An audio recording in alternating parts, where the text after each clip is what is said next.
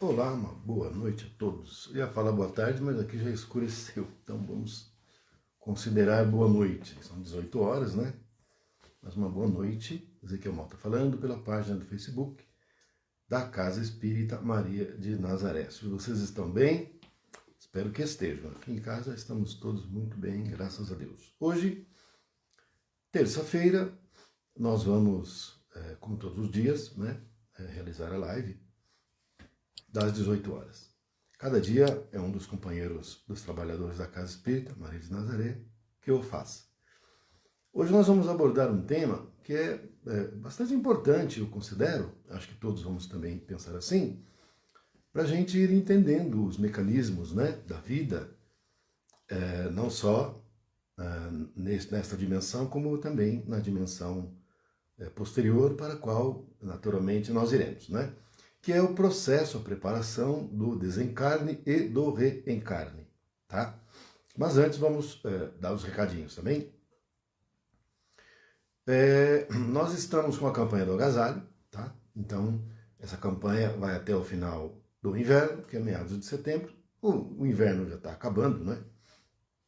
E está fazendo calor esses dias, mas eu já soube que deverá vir aí uma nova frente fria, então vai esfriar, e, enfim, então a gente continua com a campanha, né? Porque não sabemos, porque tá calor, não vai precisar. Nós não sabemos, então o negócio é poder ajudar, né? É só levar lá na Casa Espírita, né? Na rua João Peckney, 537, em frente ao cemitério de Poá, na cidade de Poá. E pode levar na sexta-feira, que nós temos palestra presencial, a partir das 19 horas, palestra evangélica. Também pode levar no domingo. No domingo, a partir das 9 da manhã até as 10. Então pode levar também, no domingo nós temos a palestra espírita. Então nesses 2 dias, tendo disponibilidade, né, e querendo fazer a doação, é só levar lá, né, o agasalho, o cobertor, né, uma touca, meia de frio, enfim. Então fica aí a informação que a gente coloca, tá? Bem, além desses 2 dias de tarefas presenciais, nós temos também na quinta-feira, né? Então, quinta-feira agora já, né? Depois de amanhã, nós vamos ter, que começa às 15 horas. Então, das 15 às 16 é estudo da doutrina espírita e das 16 às 16h30 é assistência espiritual. Essa parte da assistência espiritual é privativa aos médios, mas das 15 às 16, que é estudo da doutrina espírita, é aberta ao público. Então, quem tiver lá na região e quiser participar, é só comparecer, não é? É Rua João Peckney, 537, em frente ao cemitério de Poá. É bem tranquilo, tá? Nós estamos também com uma outra campanha, que é a campanha do livro, tá? A campanha do livro é objetiva a gente arrecadar livros. A campanha do agasalho, receber as doações de agasalho. Mas a campanha do livro, nós estamos objetivando receber doações de livros, livros espíritas. Pode ser novo, usado, não há nenhum problema, porque depois que a gente conseguir uma quantidade razoável de livros, nós vamos fazer um bazar de livros espíritas lá na Casa Espírita, não é? Nós vamos vender esses livros a preços muito módicos, né? Mas muito módicos. O objetivo é a gente buscar divulgar a doutrina espírita, né, substancialmente, e também levar as pessoas a lerem as obras espíritas, né, demonstrar interesse, porque daí a pessoa, muitas vezes, ela não tem recurso, até quer ler, mas não tem recurso. Mas vai lá, vê um livro que ela tem interesse, custa R$1, aí a pessoa vai comprar, né? Porque, né, com R$1 hoje em dia você vai comprar, acho que 3, 4 balas, acabou o dinheiro, né? Então, vamos vender bem barato, vamos vender a R$1, 2, 5, vai depender do livro também, né? E do estado do livro, né? De conservação. Então a gente está convidando todos que puderem, né? Deixar lá em doação os livros que, porventura, não queiram mais ter a sua posse. Às vezes a gente tem 2 livros, eu mesmo tinha de 2 livros aqui, alguns eu levei, não é? De doação lá para o nosso bazar que nós vamos fazer.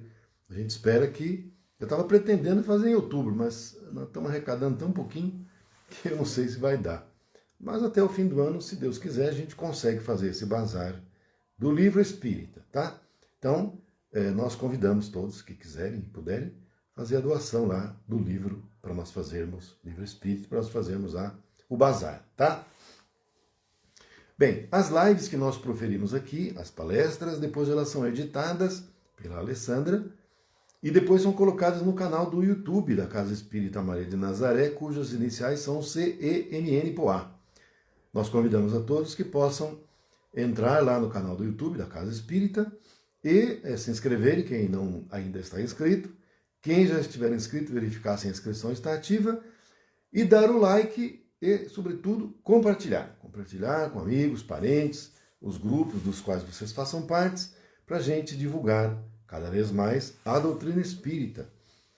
O Brasil é a pátria do Evangelho e coração do mundo. E nós que somos os espíritas e que sabemos que somos os trabalhadores da última hora, uma das nossas obrigações, né, nossos compromissos, é divulgar a doutrina espírita. Um deles. Então, fica aí a nossa solicitação e antecipado agradecimento. Em termos de recadinhos, seriam esses do que eu estou me lembrando agora, tá? Não estou lembrando de mais recadinho, não. Então, vamos fazer uma prece para a gente dar logo início a essa palestra. Vamos lá, vamos fechar os olhos e fazer juntos. Pai nosso que estais no céu, santificado seja o vosso nome. Venha a nós o vosso reino, seja feita a vossa vontade, assim na terra como no céu. O pão nosso de cada dia nos dai hoje. Perdoai nossas ofensas, assim como perdoamos a quem nos tem ofendido. E não nos deixando cair em tentações, mas livrando-nos de todo mal, que assim seja, muita paz. Graças a Deus. É isso. Bom, então o tema que vamos abordar para a nossa reflexão é esse sobre o processo e preparação do reencarne de todos nós, né? E do desencarne também. Então, nós temos vários tipos de desencarne e vários tipos de reencarne. Vai depender sempre do quê? Vai depender sempre da condição evolutiva do espírito. Nós temos desencarnes, ou mortes, né? Como se fala, não é? Morte violenta, não é? Provocada ou acidental. Mas a morte vai ser violenta, né? Mas ela pode ser provocada, mas ela pode ser acidental. Acidental é aquela que não é provocada pela própria pessoa. Ela aconteceu, mas você não foi o provocador dessa morte. E eu não estou falando de questão de suicídio, que daí já é uma outra história, não é isso que a gente está abordando aqui, não é? Eu já vou explicar isso também. Por outro lado, nós vamos ter também as mortes ou desencarnes repentino, né? Aquela morte repentina, mas por doença, não é?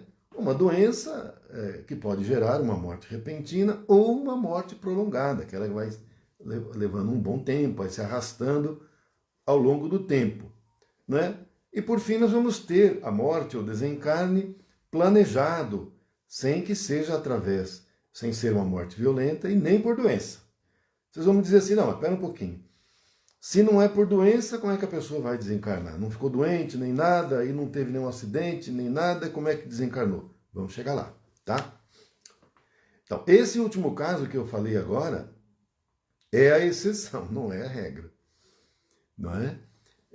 Não é o comum, não é? Porque nós não podemos esquecer que nós ainda estamos em um mundo de expiações e provas. Se nós estamos em um mundo de expiações e provas, significa que os espíritos que reencarnam são espíritos que precisam passar por dores e aflições e por provas. Que tipo de provas? As básicas, porque provas nós vamos passar sempre. Porque no mundo de regeneração, o que não vai faltar para nós são provas. E nos mundos felizes? Também, mas é outro nível. Porque uma coisa é você ter provas do ensino fundamental 1, outra coisa é você ter prova no nível fundamental 2, e diferentemente dessas duas coisas, é você ter prova no ensino médio, e coisa diferente ainda é você ter prova no ensino superior. São outras coisas. Né? Nós estamos falando aqui do ensino fundamental. Ainda, hein? Nós já saímos do pré-primário, que seria o mundo primitivo. Então, já demos um passo. Né? Porque no mundo primitivo, aí é mais complicado. Então, nós estamos no mundo de expiações e provas, que é o fundamental 1. É onde nós estamos agora. O que nós estamos aprendendo? Gente, estamos aprendendo o básico. As primeiras letras. Aprendendo a nos comportar. A não ficar brigando com o coleguinha, jogando papel, né? Puxando camisa, tomando lanche. Isso aí nós não estamos fazendo mais. Pelo menos uma boa parte. Tem uns que ainda fazem, né? Não é? Então, nós estamos fundamental aprendendo o quê? Aprendendo a nos civilizar, a respeitar o semelhante, a conviver respeitando o direito do outro, tudo que o Cristo ensinou. Ele já veio 2000 anos antes para ensinar esse básico para nós. Então as provas nossas são em cima desses ensinamentos do Cristo. E as expiações decorrem da não observância desses ensinamentos. Você não aprende, então você pena, porque você vai errar. Você erra, você ofende, você prejudica alguém. Você vai ter que reparar. Aí vem a dor. Aí vem a dor e vem a aflição. Por isso que é um mundo de expiações e de provas. Então a exceção é aquela dos espíritos cujo desencarne ele tem um planejamento especial. Não é? Ele não acontece por uma doença, nem uma morte repentina por a doença e nem pela provocação pela própria pessoa, não. Então eu vou dar um exemplo para vocês. Eu não vou entrar no exemplo do Cristo, tá? Porque a morte do Cristo, o desencarne do Cristo, foi violento? Foi. Mas era uma missão.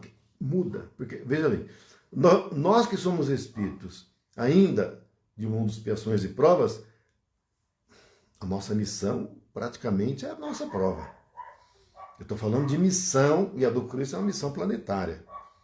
Tem outros espíritos que vieram em missão, vários. O Chico era um deles, que veio em missão. Como o próprio Emmanuel, que segundo informam, está reencarnado. Ele vem para quê? Missão. Né? Vem em missão. Francisco de Assis vem em missão, como muitos outros. Então, nós vamos tratar desses casos que são a exceção. Eu não sei se algum de vocês já leu um livro chamado Autobiografia de um Yogi. O autor é Paramahansa Yogananda. Se algum de vocês não leu, fica aí a recomendação para ler. Livro excepcional. Não é um livro espírita, tá? É um livro espiritualista, é um livro da filosofia hindu. Mas vocês sabem que há uma total convergência e correlação entre essas duas doutrinas, a hindu e a espírita. Fica a recomendação para a leitura. Então eu vou contar o caso que está nesse livro aí, tá? O Paramahansa Yogananda, que é um espírito que já vive em corpo mental, então ele vive no mundo mental. Quem conta isso, inclusive, é o doutor Inácio Ferreira, ele fala isso. Ele fala que teve um encontro com o Paramahansa Yogananda e ele teve que sair em corpo mental, porque o doutor Inácio está desencarnado, ele está em corpo astral. Então não dá para ele encontrar-se com o Yogananda, que está em dimensão mental. Então ele teve que deixar o corpo astral dele no mundo astral, que é onde o doutor Inácio se encontra. Ele coordena um hospital psiquiátrico e ele foi em corpo mental e encontrou-se com o Paramahansa Yogananda. Então o Paramahansa Yogananda, desde a sua meninice, ele sempre queria entrar para a ordem, né? A ordem, o ashrama, tudo, né? Para virar um devoto e também, mais do que isso, virar um discípulo e depois, com o tempo, virar também um mestre, né? Mas não é o discípulo que escolhe isso. Eles falam que é o mestre que escolhe o discípulo. E o discípulo não sabe, né, quando que o mestre vai aparecer. E aí eles dizem que quando o discípulo, pretenso discípulo, né, começa a sonhar com o seu mestre, é porque ele está chegando. E o Yogananda comenta que começou a sonhar com o seu mestre. Sonhava sempre com ele. E no início ele sonhava que vinha ao encontro dele e de repente ele não via mais, então ele não conseguia nem identificar. Até que, concretamente, teve um encontro, virou discípulo, enfim. E o mestre dele chamava-se Yuktesvar. Eu não sei se a pronúncia está correta. Porque é um nome dificílimo de pronunciar. Tem um monte de consoantes no meio do nome, quase não tem vogal. Então é difícil pronunciar. E nem sei se está correta a pronúncia, mas eu estou pronunciando assim. Yuktesvar. Tá? O Yuktesvar, enfim. É difícil a gente entender porque a língua deles é mais complicada mesmo. Bom, então, o Yogananda e os outros discípulos, tem toda a história no livro que eu não vou contar, porque senão eu não vou estragar, não vou ficar aqui antecipando para vocês. Mas chegou num ponto que esses discípulos já estavam na condição já de se tornarem mestres também. E nessa ocasião, o próprio Yogananda já nem estava mais lá na Índia, estava nos Estados Unidos, né? Ele próprio criou um ashrama também, né? O ashram, né? E tinha seus discípulos e tal, e aí ele recebeu uma correspondência para ele voltar para a Índia rápido, imediatamente. E essa correspondência, imaginem vocês, seria como um WhatsApp mental, vamos dizer assim. Ele estava lá e ele viu o mestre dele, né, o Yuktesvar, falando com ele, vendo e falando mentalmente. Né? E então ele foi para lá. Os outros também foram, os outros discípulos foram também. Né? Chegando lá, esse mestre do Yogananda pediu para todos se sentarem que ele ia relatar para eles uma notícia, né, que na verdade seria uma despedida. Todo mundo ficou assustado, nossa, o que pode ser e tudo e tal.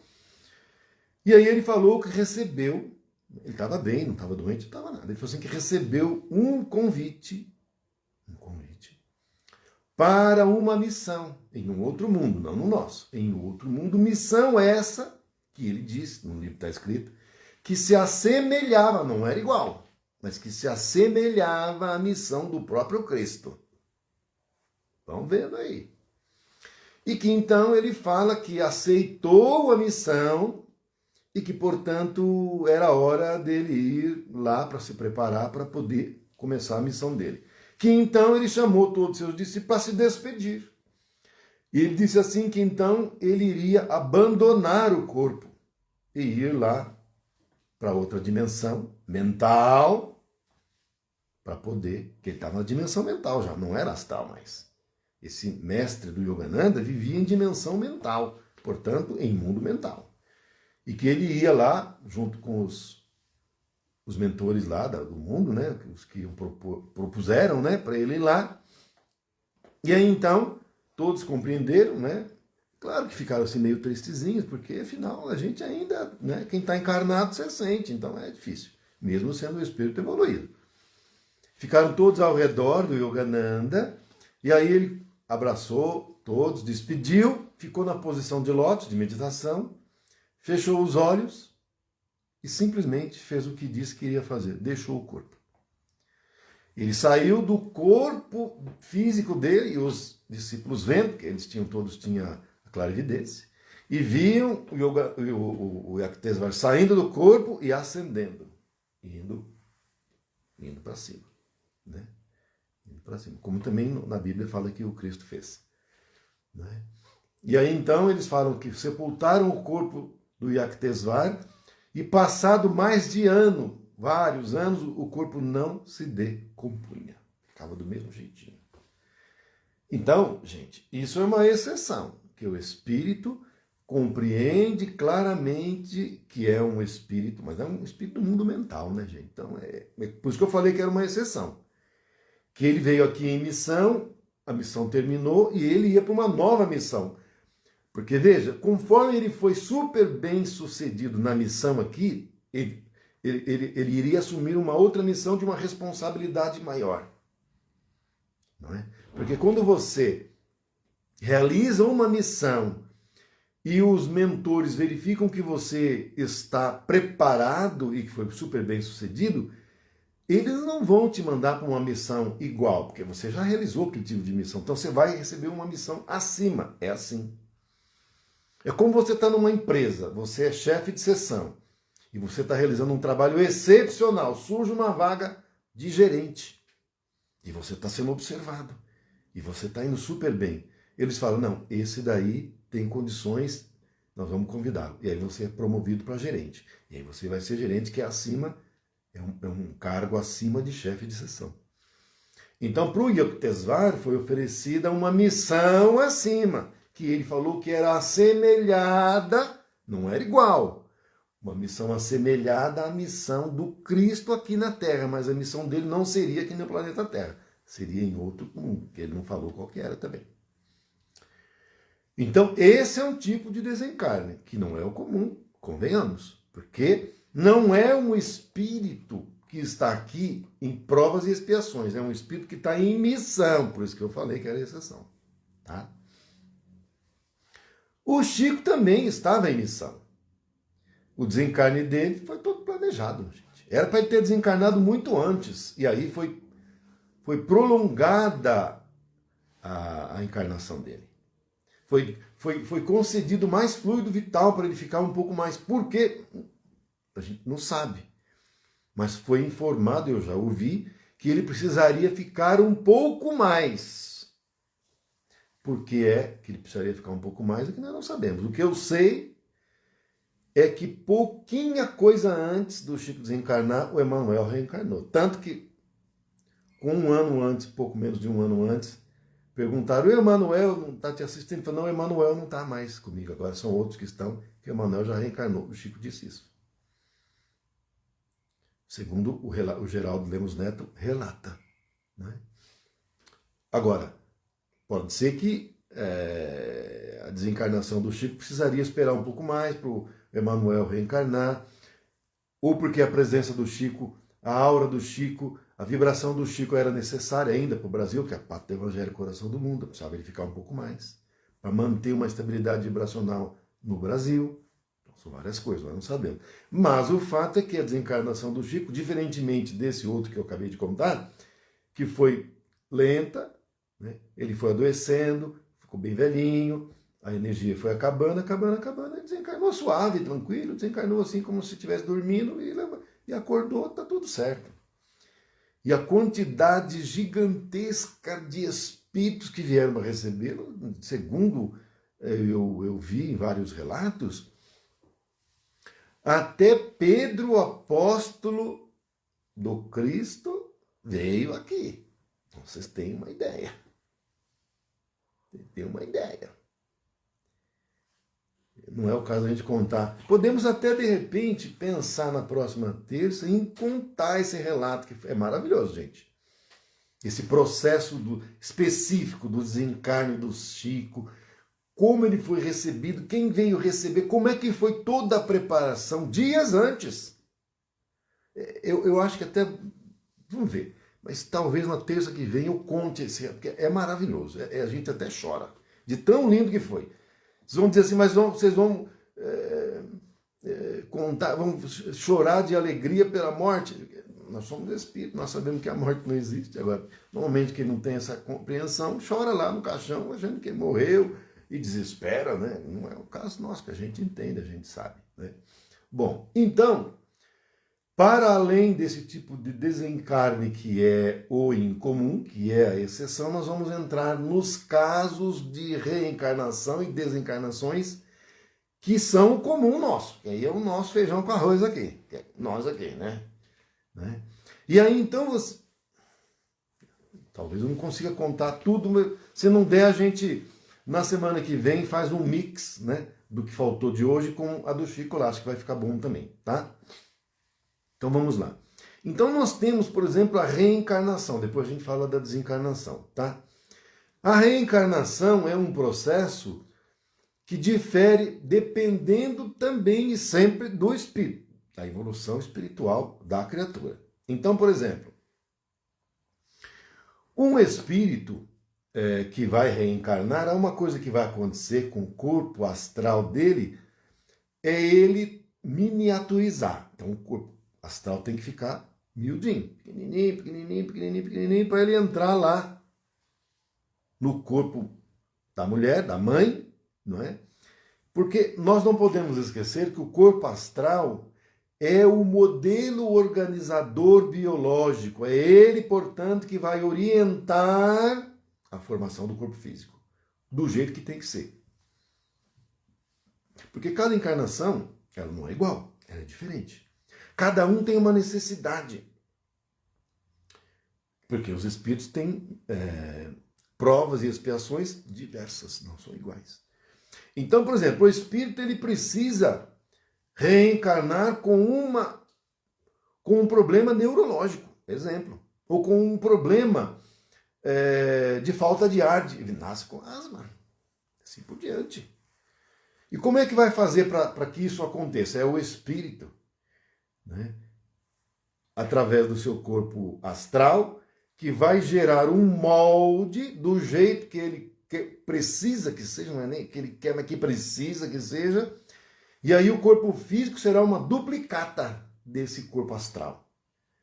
Então o corpo astral vai ficar do jeito que ele vai precisar que o corpo físico se forme, ou com aleijão, sem perna, não é? Ou com problema de cegueira, problema de surdez, o que for, conforme a necessidade do espírito, do seu progresso. Ele vai reencarnar, o corpo físico dele, ele vai ficar da mesma maneira que o corpo astral, que é o molde dele.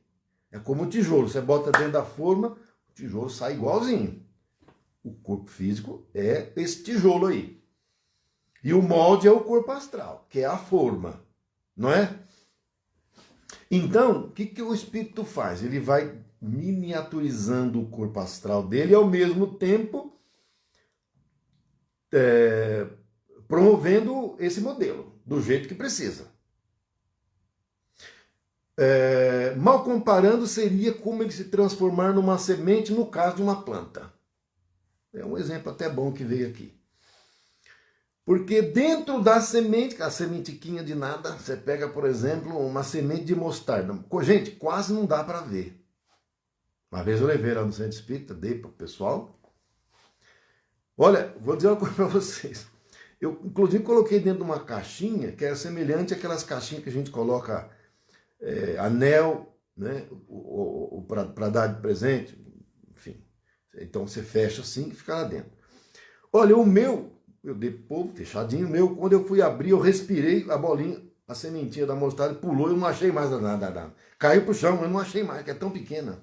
Então a minha mesmo, quando eu respirei perto, ela pulou, eu não vi mais onde que ela foi. De tão pequena. Agora, mesmo pequena essa semente, ela ali tem todas as informações da árvore. Então...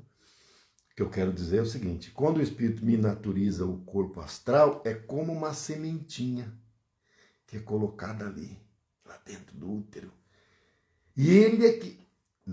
Veja, eu tenho que entender que o corpo astral ele é um corpo semimaterial. Então nós vamos ter o corpo que vai se formar físico da dimensão física, mas é esse corpo astral que vai ficar ali, para e passo. E entre os dois nós vamos ter o corpo etérico. E é como mais ou menos os prótons e o nêutron. O corpo etérico seria o nêutron, para manter eles ali unidos. Exemplificando também, tá? Aí então, é o corpo astral, com o corpo etérico no meio, que vai orientar a formação, como precisa ser do corpo físico. Dividindo as células e tal. Aí vai nascer com a perninha, o olhinho, a cabecinha... Do jeito que tem que ser. Mais bonitinho, mais feinho, não importa. Como tem que ser, vai ser. E é o espírito ali com aquele modelo, aquele corpo astral que vai orientar. Então, aquele corpo astral, embora seja minúsculo, ele vai aumentando também. Depois, como a semente. Você bota a semente na terra, ela vai começando a crescer, vira uma mudinha e tal, vira uma árvore gigantesca. E conosco a mesma coisa. Então, você vê que a natureza é perfeita. Né? Você pega um átomo, ele é igual ao sistema solar. Você pega uma galáxia, se você observar bem, aí você vai pegar uma constelação, ou seja, do macro e do micro, o que tem abaixo da Terra e o que tem no céu também não tem diferença. Então, é tudo uma criação do Pai e que as coisas vão se apresentando conforme a natureza nos mostra que as coisas são iguais. Dentro de nós tem um universo. Aí então o espírito vai reencarnar no corpo físico. O corpo astral dele vai ter a manutenção do corpo astral, os outros corpos, e o corpo físico dele vai nascer como tem que ser. Agora, para isso acontecer, é preciso que haja o consentimento dos espíritos que vão receber como pai esse espírito que vai ser recebido como filho. Por quê? E se não houver o consentimento? Dá aborto. Não consegue reencarnar. Agora, tem casos em que o objetivo nem é propriamente uma reencarnação plena. O que precisa ali é uma reconstituição do corpo astral, que por qualquer motivo ele teve um problema, como o caso, por exemplo, de ovoide, e aí precisa do choque na matéria, precisa que 2, 3 meses, no máximo ali no útero, para poder reconstituir. Então aí não importa o consentimento. Aliás, não vai ter consentimento mesmo, porque a pessoa já vai fazer aborto. Eles botam justamente nesses casos, tá? As moças de programa, não sei o quê, que elas não querem saber de filho. E quando elas vão descobrir, e os mentores vão tentar encobrir ali para não perceber, eles vão tentar encobrir até pelo menos 2 meses, para dar tempo do espírito ali recompor o corpo astral para poder depois planejar outra encarnação, é outra coisa. Mas eu estou falando da reencarnação que precisa acontecer. Então, por exemplo, espíritos que foram antagônicos entre si. Gente, isso é o mais comum, viu? Muitas expiações de provas, isso é o mais comum, tá? E aí, o espírito está encarnado que vai ser o pai, ou que vai ser a mãe, ou os dois, mas suponhamos que seja o pai, ele é quem foi a vítima do espírito que vai reencarnar, que foi o verdugo. Então vamos dizer que esse espírito que quer reencarnar foi o assassino do que agora é o pai, que vai receber esse camarada como filho. Conforme esse espírito que precisa reencarnar, que ele quer reconciliar, ele já aceitou, ele quer reconciliação. E aí, conforme ele se aproxima, o que está encarnado, que é o pai, sente ojeriza, a vibração não bate, ele fala, o santo não bate. Ele morre de medo, porque a vibração do outro é aquela vibração que do assassino dele. Então é difícil. Aí, o que os mentores fazem? Quando vão dormir, retiram do corpo, aí vão fazer uma reunião, uma conversa. Fora do corpo, todo mundo fala do corpo. A que vai ser mãe, o que vai ser pai. Faz uma reunião fora do corpo para poder tentar convencer esse que foi a vítima a receber o que foi o verdugo, agora receber como filho. É difícil. Se não houver o consentimento, a vibração do espírito que está encarnado vai incompatibilizar com a vibração do que vai reencarnar. Não havendo uma vibração equalizada, vai haver uma rejeição e a reencarnação não vai se proceder. Vai ocorrer um aborto, que nós chamamos muitas vezes de aborto natural. O que será que aconteceu? Ah, não sei, teve aborto aí. Muitos casos de aborto, não vamos dizer que são todos, porque são N situações que podem acontecer, mas muitos casos de aborto é essa questão da sintonia que não ocorre. Não ocorrendo, não havendo consentimento, simplesmente a reencarnação não vai acontecer. Mas quando nessas reuniões se consegue convencer o espírito, e ambos concordam e aceitam, né? Aí acontece a reencarnação. Não é? Normalmente são reencarnações difíceis, né? Porque eles ainda vão ter uma certa dificuldade depois na relação de pai com filho, de filha com pai, assim por diante. Né? Sempre vai ser difícil, mas de toda maneira é assim que é feito. Né? Então precisa ter o consentimento. Agora, nos processos em que o espírito vai desencarnar, então vamos dizer que seja um desencarne violento, mas programado. Não é? Um desencarne violento, mas programado. Como acontece, por exemplo, em casos de acidente aéreo, né? Ou então, como alguns de vocês devem saber, naquele caso muito famoso do Grande Circo Americano de Niterói, que o Raul Teixeira conta maestralmente, não é? Nesse caso, o que aconteceu? Eram espíritos ainda da época do Império Romano, que aplaudiam e alguns inclusive participavam daquelas que eles chamavam de festas, em que incendiavam os cristãos. Eles prendiam os cristãos, sobretudo depois que teve aquele problema lá de Nero incendiar, que botou a culpa no incendiar Roma, botou a culpa nos cristãos, mas enfim, aí começaram a pegar cristão para cima e para baixo. E eles botavam no circo romano, na arena ali, né, do Coliseu, e eles passavam betume, que é um piche, tipo petróleo, né? Passavam e tacavam fogo. E eles ficavam felizes aplaudindo lá e tal, e coisa. Esses espíritos eram esses romanos que estavam reencarnados na década de 1970. E eles pediram uma desencarnação semelhante à que eles fizeram os cristãos primitivos passarem. E da mesma maneira que a desencarnação dos cristãos foi num circo, a deles também foi num circo, o grande circo americano. Não o circo romano, não o Coliseu. Mas um circo aqui, esses circos que tinha, hoje quase não tem mais, né?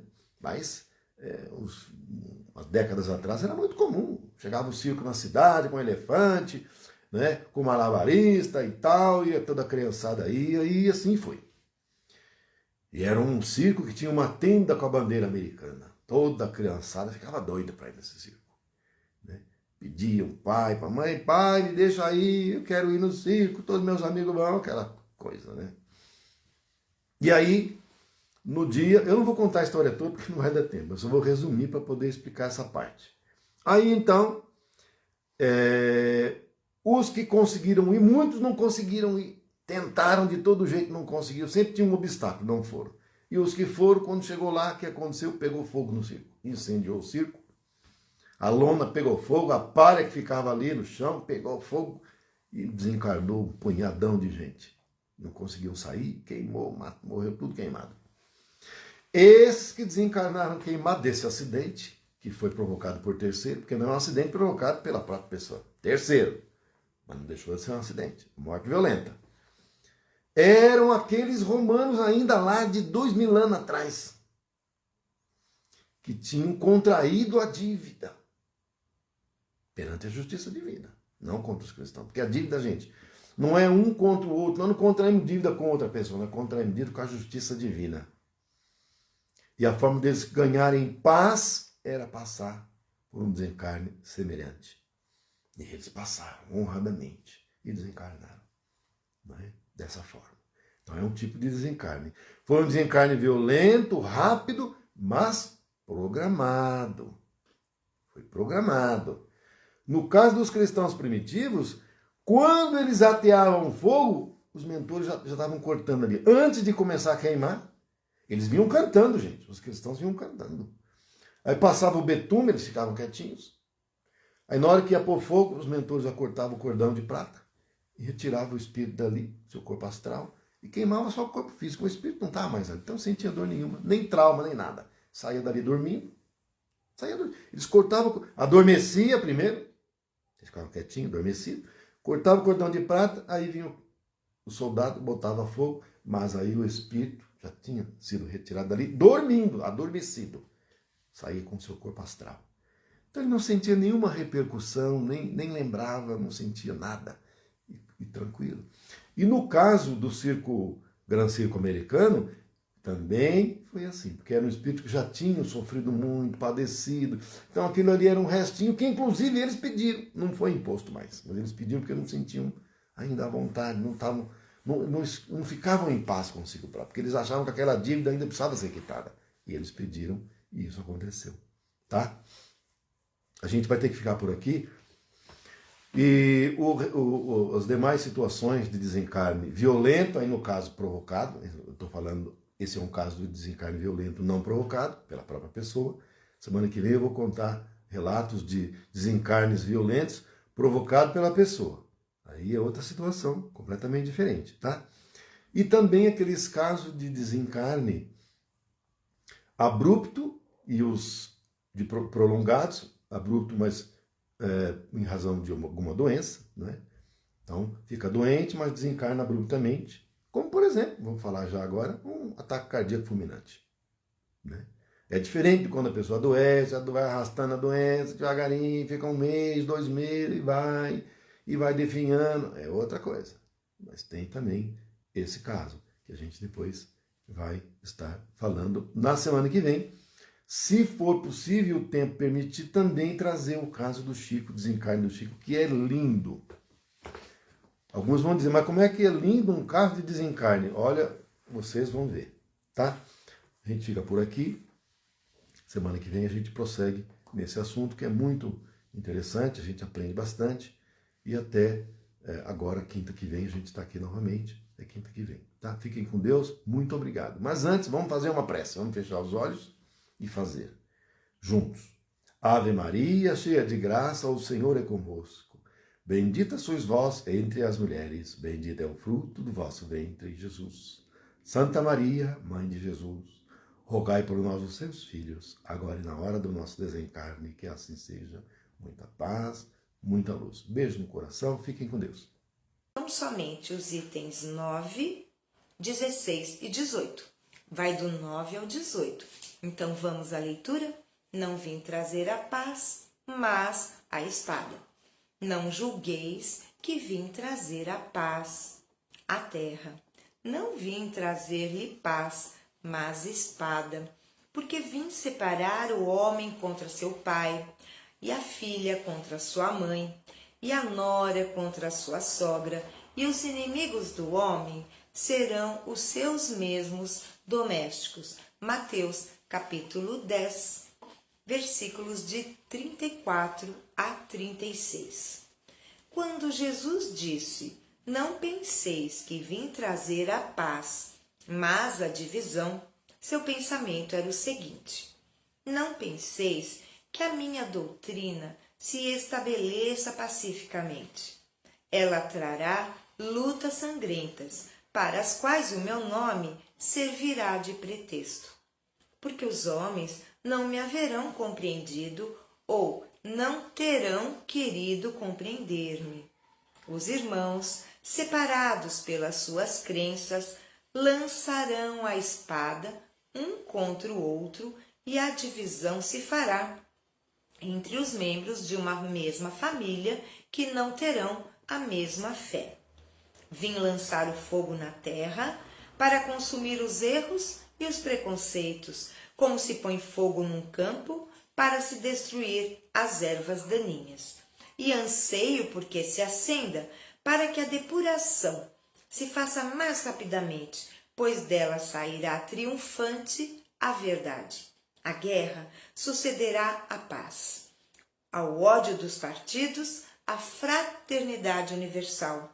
As trevas do fanatismo, a luz da fé esclarecida. Então, quando o campo estiver preparado, eu vos enviarei o Consolador, o Espírito da Verdade, que virá restabelecer todas as coisas, ou seja, que dando a conhecer o verdadeiro sentido das minhas palavras, que os homens mais esclarecidos poderão enfim compreender, porá termo à luta fratricida que divide os filhos de um mesmo Deus. Cansados, afinal, de um combate sem solução, que só acarreta desolação e leva o distúrbio até mesmo ao seio das famílias, os homens reconhecerão onde se encontram os seus verdadeiros interesses, no tocante a este e ao outro mundo, e verão de que lado se acham os amigos e os inimigos da sua tranquilidade. Nesse momento, todos virão abrigar-se sob a mesma bandeira, a da caridade, e as coisas serão restabelecidas na terra, segundo a verdade e os princípios que vos ensinei. Aquelas palavras de Jesus devem ser entendidas, portanto, como referentes à cólera, que, segundo previa, a sua doutrina iria suscitar, aos conflitos momentâneos que surgiriam como consequência, às lutas que teria de sustentar antes de se firmar como aconteceu com os hebreus antes de sua entrada na terra prometida, e não como um desígnio premeditado de sua parte de semear a desordem e a confusão. O mal devia provir dos homens e não dele. A sua posição era a do médico que veio curar, mas cujos remédios provocam uma crise salutar, revolvendo os humores malignos do enfermo.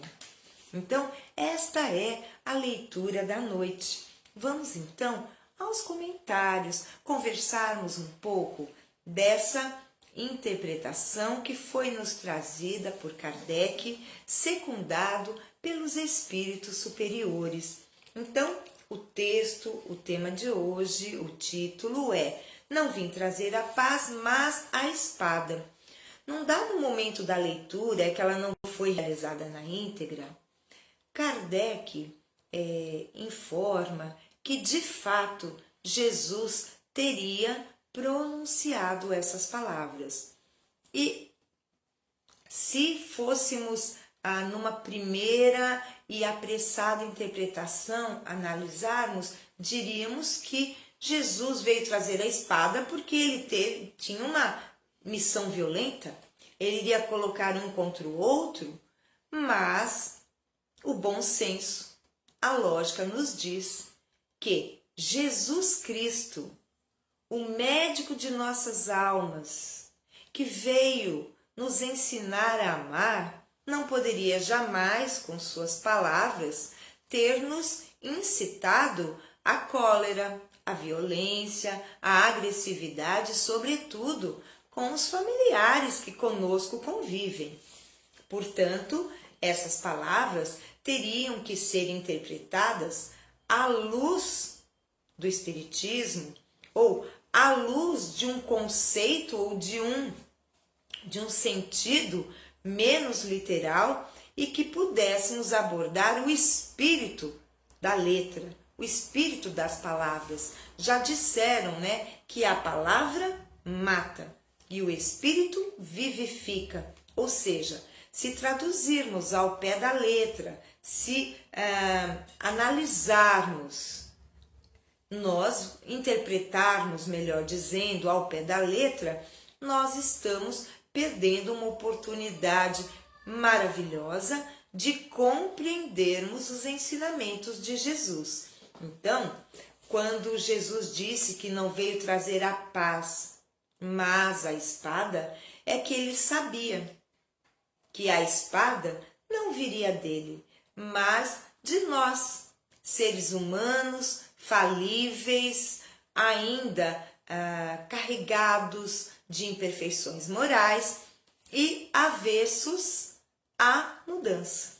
Jesus veio trazer uma mudança radical para a humanidade terrestre. Entre os judeus, por exemplo, porque entre outros povos, o que reinava era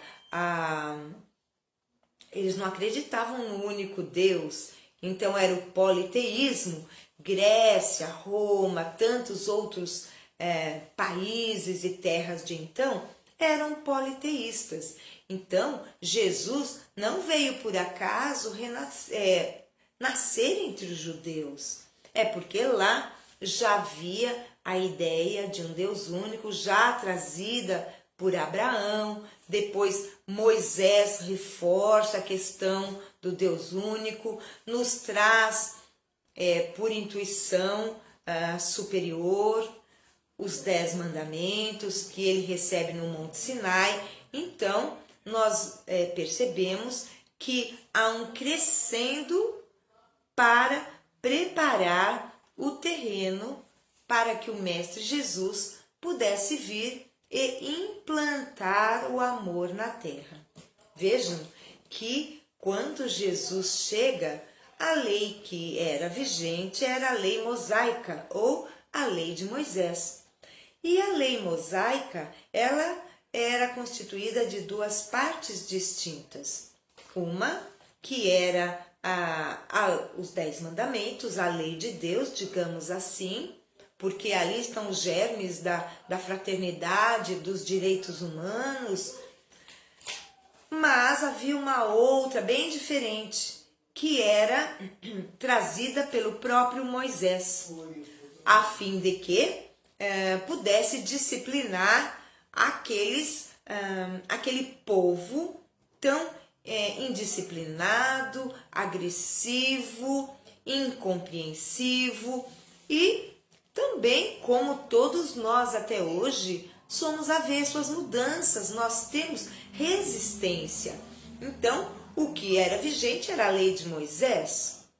E a lei propriamente que Moisés legislou, ela por muitas vezes se colocava em contraste, em contradição com a lei de Deus. Eu sempre procuro dar esse exemplo, porque se nos 10 mandamentos está explícito não matarás, mas havia uma série de infrações que levariam à pena de morte, o que está em flagrante contradição com o não matarás dos 10 mandamentos.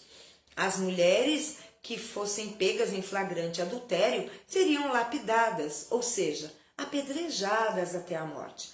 Mas a humanidade de então não ousava ou não tinha condição intelectual, moral, de contestar junto a Moisés essa questão. Então, Jesus chega para nos dizer que aquele Deus pintado por Moisés, um Deus punitivo, vingativo, capaz de prejudicar deliberadamente os seus filhos, não existia. E que Deus era nosso Pai. E, portanto, não deveria ser temido, mas sim amado. Deveríamos acreditar, respeitar e amar. Então, sabemos que quando Jesus chegou, ele revolucionou um status quo da humanidade de então. E, com certeza, ele contrariou interesses dos poderosos de então. Os fariseus, os saduceus, do sinédrio, dos príncipes, dos sacerdotes e até do rei Herodes, como não? Não é? Então, nós sabemos que Jesus, ele, tudo que estava nos 10 mandamentos e que não era exatamente daquela forma, por exemplo, santificar o dia de sábado. Claro que o pensamento era, tenha um dia para repouso. Porém, como é que os judeus interpretavam essa passagem? Que não poderia trabalhar de maneira alguma. E Jesus, nosso mestre, fazia questão de curar aos sábados e ainda dizia, meu Pai não para de trabalhar, meu Pai trabalha até hoje, referindo-se a Deus, nosso Pai. Então, ele realmente suscitou ódios, rancores, medo naqueles que queriam derrubá-lo de toda forma. E Jesus sabia do que viria depois. Jesus sabia que o cristianismo nascente teria que passar por duras provas, por situações de lutas sangrentas e que numa mesma família haveria divisão. Por quê? Lá no início, alguns aceitariam as palavras de Jesus. Outros se fixariam ainda na lei de Moisés. Então, com muita propriedade, Jesus afirma que, mesmo entre os domésticos, haveria esta divisão. Um acreditaria numa coisa, o outro acreditaria noutra. E não precisamos ir longe. Isso acontece com frequência ainda hoje. Sabemos que em muitas famílias há uma divisão. Um é católico, o outro é evangélico, o outro é espírita, o outro é ateu, o outro é umbandista.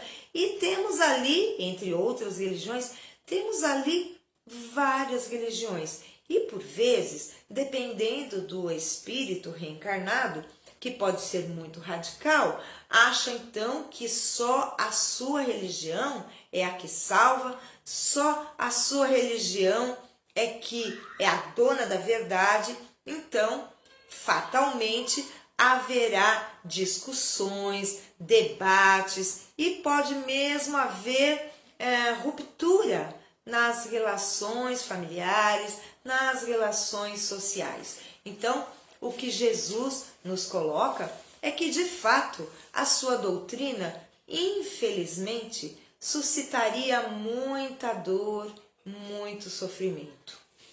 Sabemos que a religião católica, ela cumpriu de forma triste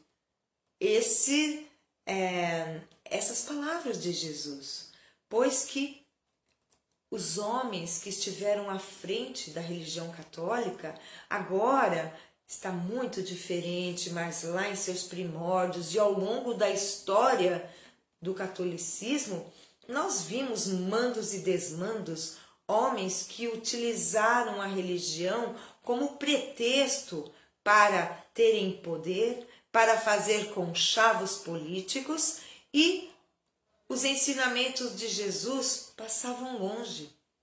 Poderiam falar de Jesus, mas não vivenciavam Jesus em suas atitudes. Então temos as cruzadas, a Santa Inquisição, perseguições sangrentas, muita morte. E isso tudo, como disse Jesus, que utilizariam o nome dele como pretexto.